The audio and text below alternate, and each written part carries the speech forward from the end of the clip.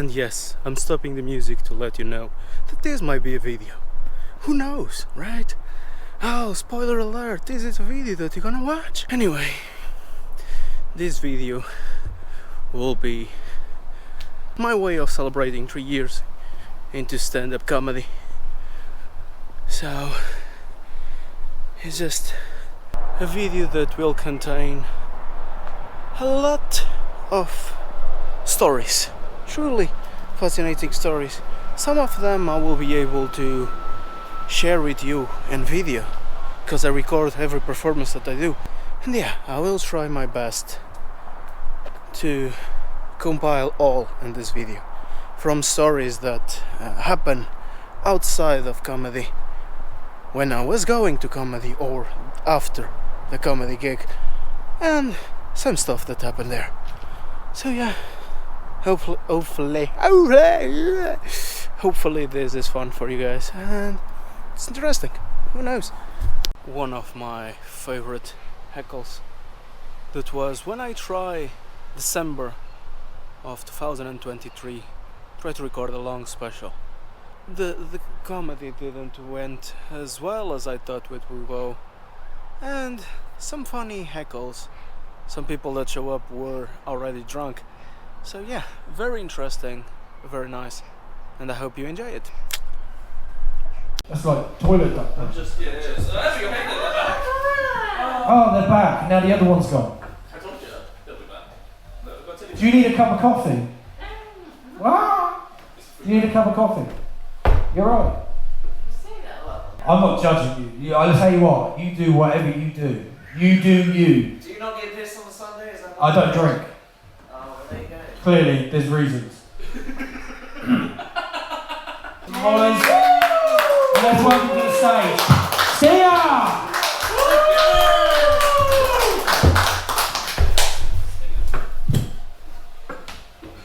Hello guys. What's your name? Stea. Stea. Yes. Nice to meet you. Let's clarify one thing about heckles. There is parts that truly helps, sure, but those are rare occasions, because most people, they try to make the show unique and is like, oh, I'm gonna help, I'm funny. You're not. You're truly not funny, and you're not helping when you heckle. Truly, just one of the things is we prepare a lot our material, and when a heckle happens, or either we find something funny or you ended up destroying our work, our preparation, our manner, everything that we did up to there. So yeah, don't try to contribute to a show by thinking that you have something to say. Truly, sometimes happens, and this is the case of something that there is certain gigs, and I'm not gonna mention the name here, in which there is just no point of doing it, because you go there is no crowd wanting to watch comedy, just a bunch of drunk people trying to have a pint. Suddenly some random guy is talking. So yeah. And I was thinking, not what if people gave that name, because I bet that people are weird enough to give the name of that serial killer to a pet, but what would be the interaction that the owner would have with that pet? In which I would feel would be something like this. Please, Daddy, Dad, please, don't kill the mice! Don't kill the mice! Don't bring to the carpet! I cleaned the carpet a few days ago! Ted Bundy, stop scratching the sofa. Ted, get out of me, you are choking me. Anyway. Changing topics, this time to something that I was thinking on a recent walk, in which... Nice. Better than my comedy. No, don't clap. I don't accept laughs for pity. Just laughs. If you want to laugh for pity, yeah, Sure. The camera is there recording. I get asked a lot what's the weirdest interaction that I ever gotten. And truly, to be honest, some of it features this video, and the others I can just talk about here, because I didn't have a camera pointing at me 24/7. When people know that I'm a comedian, that's like, tell me a joke. And it's like, you don't see that happening to other professions, to other jobs, as like, suddenly someone does a certain job and is like, do me that job, and is like, no, I'm not working at the moment.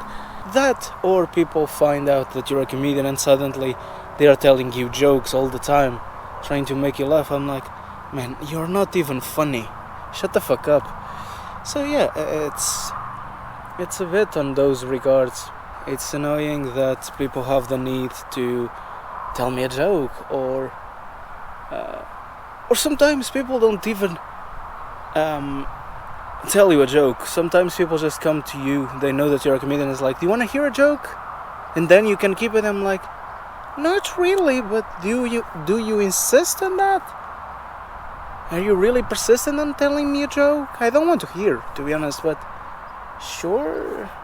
Yeah, I don't want to be rude. Like a couple of months ago, in which I was approaching the venue, was late at night, was raining.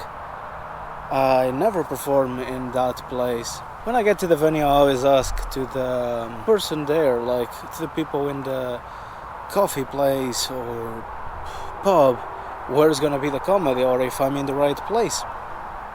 So I approached that, and a lovely woman said, that was the waitress there, said to me that, oh yeah, he's in the back. So she directs me there, and there is this little space between what's gonna be the office, that is the stage, and the pub, which is always nice to go to places that's like, the comedy place is not the same as the pub, it's like a different room. Have a seat while waiting. I prefer to get up there earlier and wait for them, for the promoters, then make someone wait for me. So I'm waiting for the promoter, and suddenly this old man is sitting down, starts coughing, and out of caring, I decided to approach the person, and I was like, oh, is everything okay? I was just like, my mistake. And you will understand why I say my mistake. I don't know the person from anywhere, and they're like, oh yeah, are you okay? And suddenly the person, this old man, start telling me his whole story, his life story.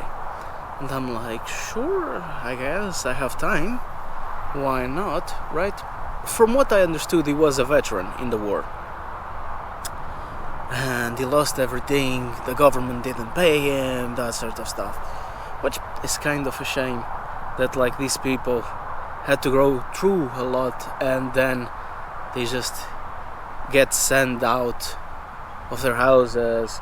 They don't get any compensation, they just like treated as garbage. Couldn't understand most of it because like it seemed that he had like sort of an Irish accent, and I'm like, I'm trying to figure it out, but I'm just gonna say yes and smile, and if the person is laughing, I'm gonna laugh. So I'm just trying to copy his mechanisms to deal with the stuff. I start to realize that this man has been telling me the same story over 40 minutes or 50 minutes, the same story on repeat. He probably had like mental issues, and he's just been telling them the same story. The thing that I start noticing was like, I start putting pieces all together. I'm like, oh, he told me about this before 15 minutes ago. Oh, he told me about this like 20 minutes ago. Oh, okay, he's repeating himself. And every time that he was repeating himself, he would get closer to me and repeating again the same story. And I'm like, Jesus Christ, this is almost like a podcast. This is so awful for me to take like that. But I was like, man, I'm learning Irish. But it's fascinating. It is interesting how am I starting to understand all the words, because it's he finishes the story and he gets back to the same story and he gets back to the same story. And I'm like, what a shit podcast, truly. a podcast that I didn't ask for. I was just being a person, caring for others, and lesson that I learned: don't ask others if they are okay, because they might start telling you the whole story of their life. But yeah, it's always weird when you face these sort of things.